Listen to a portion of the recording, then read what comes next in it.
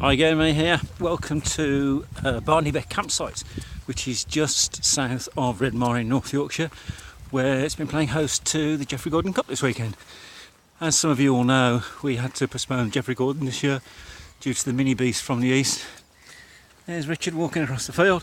So we've had fewer teams taking part this year, sadly. We did have a record entry of 29. We still had 13 teams coming along, which was good. We know a lot of other Explorer units are out doing DB expeditions this weekend. Everybody seems to have a good time, they seem to be in good spirits.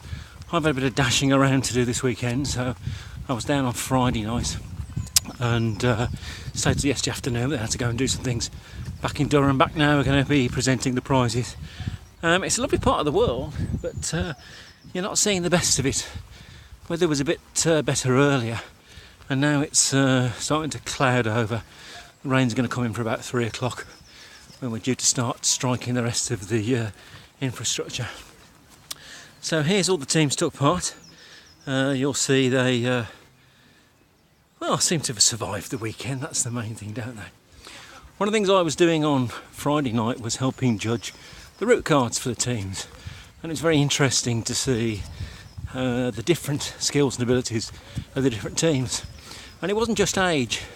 Some of the younger Explorer Scouts have come up from Scouts with really good route planning and map reading skills, and in some cases some of the older Explorers have struggled a little bit. And that made me think about our progressive training scheme. Do your Beaver and Cub and Scout leaders talk to one another about the standard they expect for emergency aid, for things like navigation skills? Do your Scout leaders in your districts talk to your Explorer Scout leaders? How do you make up for the lack of previous experience of direct entrance into the Scout troop and Explorers? One of the great things about Scouting is our progressive training scheme, the fact that we help young people acquire and build on skills throughout their younger period of their lives.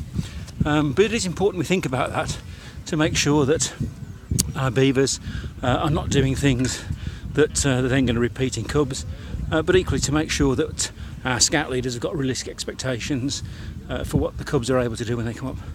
So please do talk about your leadership with your leadership teams about the progressive training scheme, and have a think about what you expect young people to be able to do.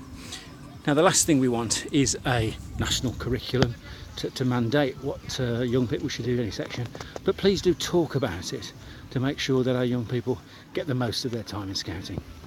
Right, you can see there's plenty of stuff going on. I better go and do some work before people say that I'm slacking again. I'll crack on. Bye.